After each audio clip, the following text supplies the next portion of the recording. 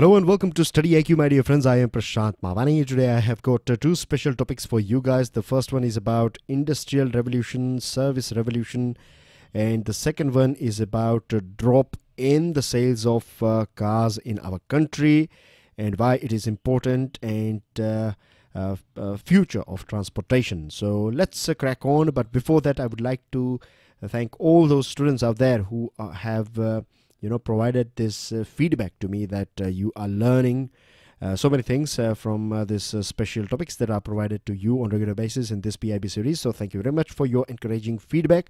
With this, dear friends, I would like to introduce all of you to our pen drive and tablet courses which are designed by best faculties of our country. They are available for various different exams, as you can see on your screen. You can check out demo lectures and much more on StudyIQ.com. If you have any question or queries, you can feel free and give us a call on the numbers that you can see on your screen. Now let me take you through this various different eras, right, of industrial revolution. The first industrial revolution was based on, it was powered by steam. Right, steam was the main source of energy. Energy in the sense, main source of, I would say, that energy was created, of course, from coal and other sorts of fuels. But it was basically steam was the main power behind this mechanization and weaving loom, and it all started back in 1784. After that, in 1870, so we can say roughly after 100 years, we got this power of electricity, and then we started producing things in masses. And after nearly again 100 years, we find this automation, computers and electronics and all these things. And now our one foot is in this industry 3.0, that is industrial revolution 3, and one foot is in this industrial revolution 4.0, which is all about artificial intelligence and taking this automation altogether to next level. Internet of things and 3D printing and all these sort of things are part of this fourth industrial revolution. Our efficiency, our productivity is going to go up. We are going to create more smart products. Things are going to be, our life is going to be much more easier in terms of things that we are going to use. It's going to be more easy, and it looks impossible if we look at from this era or this era. Then where we are at present, it looks nearly impossible. And all these things that are taking place is result of digital communication, right? It played a very important role, and particularly in last 5 decades, what we have observed is rising capabilities of digital communication. At the same time, the costs has gone down. So these two things, capacity increase and price reduction, these two things in digital communication or digital world has revolutionized this service sector, right? And say, I'll give you a small example. If you produce something, then if you are producing a sort of piece of brick, then you have to sell it, isn't it? And when you are talking about sales, when you're talking about other services, this is where your service sector comes in. And in a country like India, where you have this huge amount of population, it's quite natural that you'll find that service sector is going to, you'll find quite developed, I would say, or quite expanded service sector in a country like India, because you have a big population. So you need schools, you need hospitals, you need transportation, communication. All these things are part of service sector, insurance, banking, etc. So in developed economies as well, earlier on, what happened in England, because England and other countries at that point of time, we are talking about 1750s or before that, they were predominantly agricultural based economy. But after this industry 1.0, which first started in England, and after that it was observed, or it spread in different European countries and America and other places. So these countries, developed countries, right, they are into this business of manufacturing since 1780s or early 1800, right? They are in this business, and now they have done with everything, right? They are at present doing very well as far as this industry 3.0 is concerned, and they're ready for 4.0.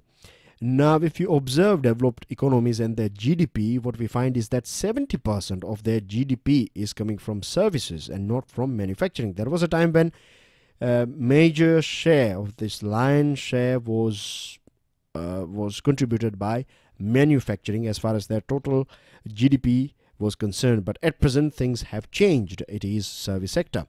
If we talk about our country, India, then as I told you, right, India is a populated country, and agriculture has always been, you can say, a sort of profession for most of the people in our country. At present as well, you know that 50% plus population is associated with agriculture. So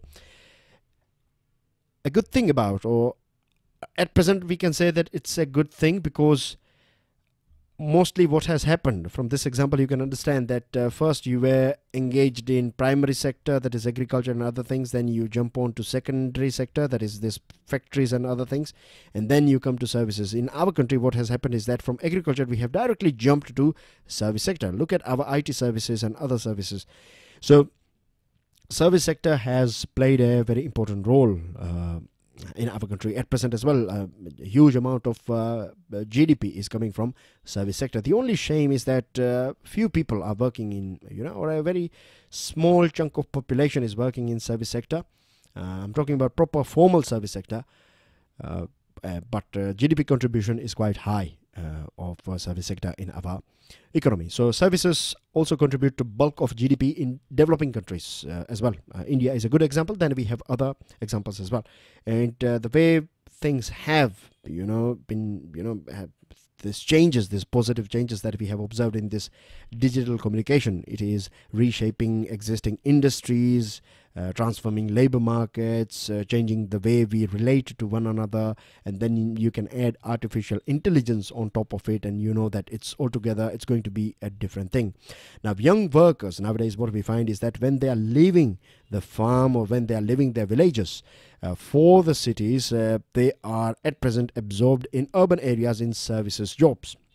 And we need to pay attention to more services, because that's what England, UK means. When I say England, of course, I'm talking about UK, I'm talking about France, Germany, Australia, USA, all these countries, right? They are at present, if you look at them, then they have started investing in service sector. They have started investing in human capital formation. They have they know it very well, because if we look at top companies, right, top 20 public companies in our country or in around the world, you will find that 5 of the top 20 public companies by market capitalization, they are service, they are in the business of service delivery. In India, our growth has been spearheaded by rapid growth in services than manufacturing. In China, it was manufacturing that has created this sort of economic prosperity for China, but in our country it was services that has created these opportunities, and trade in services has grown at a much faster pace than trade in goods. That's a reality of our country. Now, fourth industrial revolution has also resulted in a new forms of globalization that is benefiting latecomers to development. The thing is that, see, now we don't have to invest that much, or we don't have to do things that are already explored and exploited by this automation and computers and all these things. These things are quite common now, right? All those technologies that China used to work on, or USA or Europe or other countries, they used to deploy all this manufacturing and machines and other things. And I'm not saying that we have to stop it altogether, but paying attention or investing that much on those things is going to be a little bit waste of energy and a waste of time as well. What we can do, or what we need to do, is we need to focus on this 4.0. From here we can directly jump to this 4.0, and that's a promising thing. That's a thing that has got lots for us.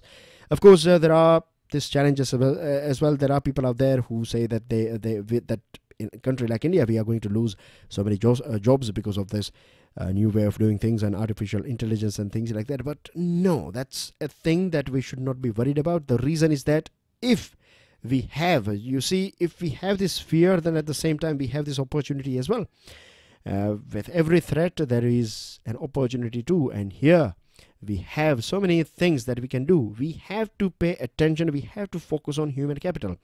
No point of investing in big machineries, no point of investing in big industry. It is better that we invest in human capital. We need to educate our kids in more innovative way. We have to start building buffers for India's demographic dividend. We have to better manage our sources as sources of inequality, gender discrimination, machine learning, all these things, interpersonal skills are going to be more important than your degrees. It may sound bit difficult to digest, but trust me, today's era, if you have good communication skills, if you have pressure handling skills, if you can work as a team member, if you are ready to solve problems, all these skills, good communication, good listening. When I say communication, I'm not just talking about how good you can talk. That's less important. I'm saying, it's coming from me. I'm a person who, means I speak, isn't it? But then as well, if you ask me, then I will say that listening skills are far more important than your speaking skills.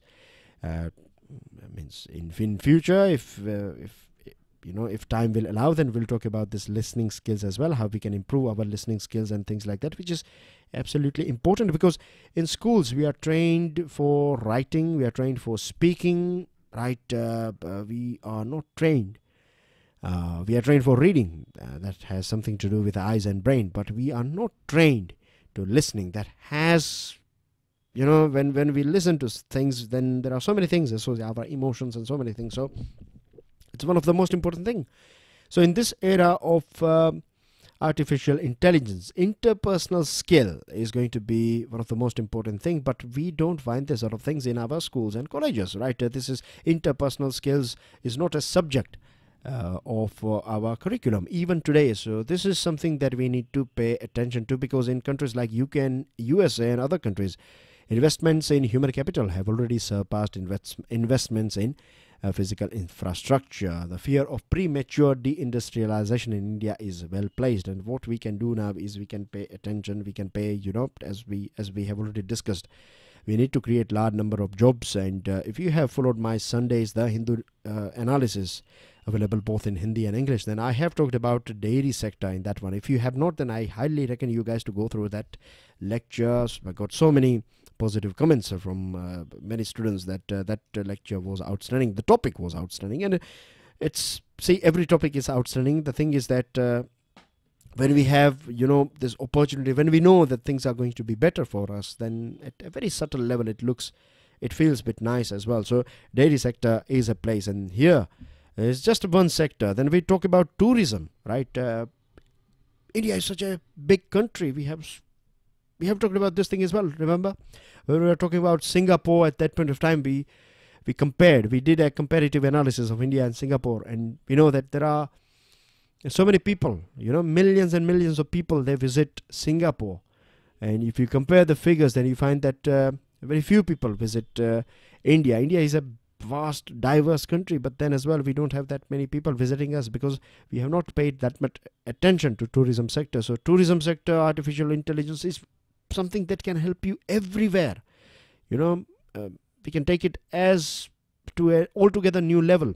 It depends on us how we are using technology and if our young population is ready for it or not. Because by 2020, our average Indian population, average age will be 28, and if you compare it with China, it's going to be 37, USA 45, Japan 49. So we are going to have this young population in our country, and we have in fact a young population. So just imagine, the biggest resource that you need is human beings, and you have it. You have fresh lot, young lot is available already. All we need to do is we need to train them.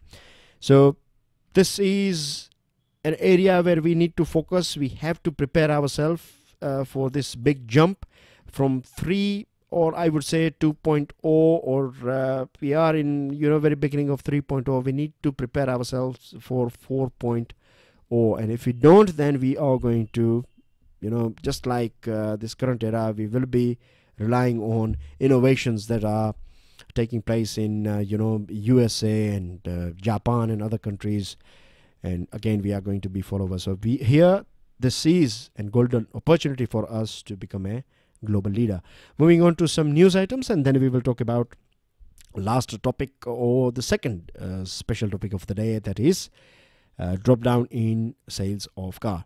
Vice President Secretariat has got news for us. Our Vice President Venkaiah Naidu ji had an interaction with Mayor of Houston, USA, Mr.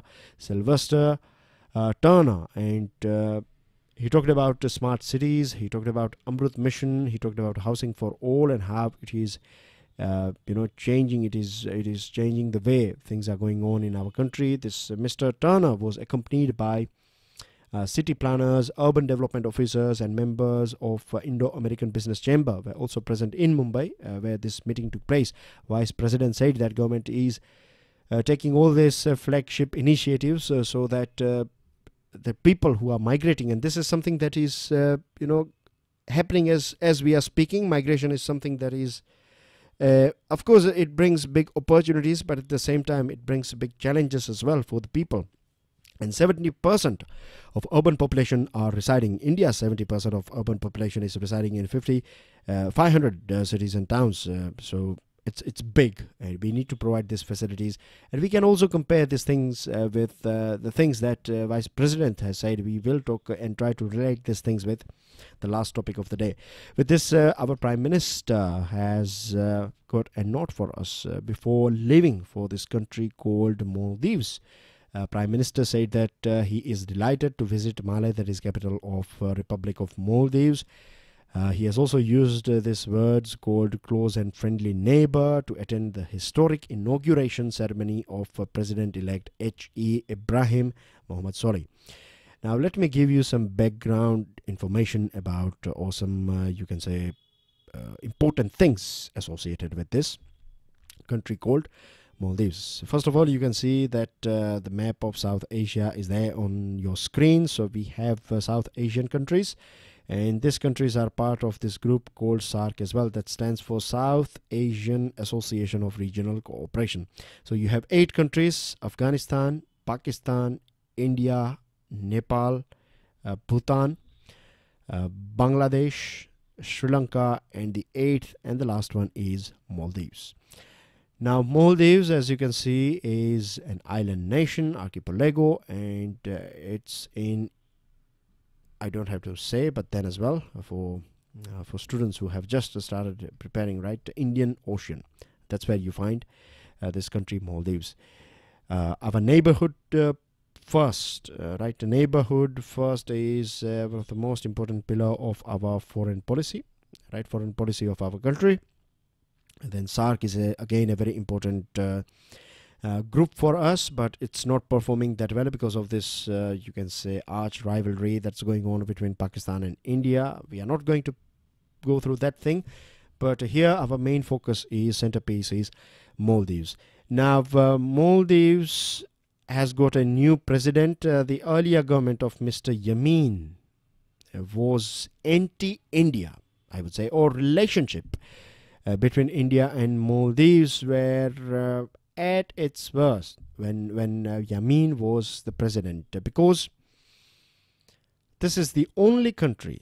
Prime Minister Modi has visited Pakistan as well, but Prime Minister Modi has not visited Maldives in last 4.5 years because Mr. Yamin was not that friendly with India. In fact, he was a bit anti-India. A country that for a very long period of time, it has a close cultural, historical, people-to-people relationship with India, is going against India. That's a bit of a strange thing. That's what happened under this leadership of Yamin. Things were a bit pro-China, free trade agreement with China, then providing some atolls to China for its naval base. This was a big red flag for India. Saudi Arabia and Wahhabism spreading in Maldives was a big security threat for India. Many youngsters from Maldives, they joined ISIS, so that's again a big red flag. These people in Maldives, so I would say this army, navy, and other, this defense force of Maldives were inclined, and they did had some sort of training as well as drills with Pakistan. So all these things I'm sure a clear indication why this India and Maldives relationship where it's at its worst. But now what we find is that we are sharing some good warmly congratulation messages and close and friendly neighbor and all these words are visible. So this indicates that new government is completely pro-India. Prime Minister Modi has, is there as we are speaking now. So that's again a good thing. And let me take you through some geographical things with associated with this country, Maldives. Malé is its capital. You can see so many tiny islands here. You also find one interesting thing: equator is passing from Maldives. So temperature is going to be tropical here. Very famous tourist destination. And this 0 degree, it's also called as known as 0 degree channel. So keep this thing in mind just in case if you find a question on geography of Maldives, because it has been in news in recent past and in present as well. Now, dear friends, the Ministry of Commerce and Industry has got one small yet important news item for us. The 9th session of India-Kyrgyzstan Intergovernmental Commission on Trade, Economic, Scientific and Technological Cooperation was held, and these are the areas in which we are going to work as a partner with each other: health and pharmaceutical, environmental and technical safety, agriculture, information, tourism and cultural, textiles and clothing, banking, labor and social development, mines and standards, and metrology and certification sector. With this, dear friends, on your screen you have this map of Central Asia, right? Like proper countries that are part of Central Asia. Of course, Afghanistan is part of South Asia, but many times it is considered in this Central Asia. But if you look at it from India's point of view, then Afghanistan is in South Asia. And then you have this 5 nations that are part of Central Asia, that is Kazakhstan, then you have Uzbekistan, Turkmenistan, Tajikistan is the 4th one, and the 5th one is Kyrgyzstan, which is in news today. Bishkek is its capital. Now, moving on to next item, Ministry of Finance has got this update for us. This is associated with ADB, Asian Development Bank, and there are 3 updates. So I will reckon you guys to do a little bit of homework as far as this Asian Development Bank is concerned. ADB, Asian Development Bank. So go through its headquarter, where you find its headquarter, when it was formed, which country has got the highest contribution and how it works, and loans given, and which other countries or target countries and projects and things like that. So $169 million loan for Tamil Nadu for water and sanitation services, $105 million for Himachal Pradesh for hydropower transmission, and $300 million for finance company, this India Infrastructure Finance Company Limited, IIFCL. Right, now, dear friends, the last topic of the day, it's about automobiles. We have got a bad news. Bad news is that there has been a reported slowdown in the pace of car sales growth in our country. Now, car sales are leading indicator of economic activity. And if we go through last 4 years, then things were a bit falling down, but this year we have seen, you can say it has broke a record, which is a sad thing, because with car industry you have so many other industries associated with it, right? You have this rubber industry, you have leather industry, you have iron and steel, and so many industry, right? Plastic industry, so many things, so many items are used in a car, glass industry, service sector, insurance, and there are multiple factors that are working as a sort of hurdles or speed breakers in the sales of cars, and those are rising fuel cost, higher insurance premium, reduced lending of NBFCs, and price increase of auto companies. All these things are working as speed breakers. So here, what can we do about it?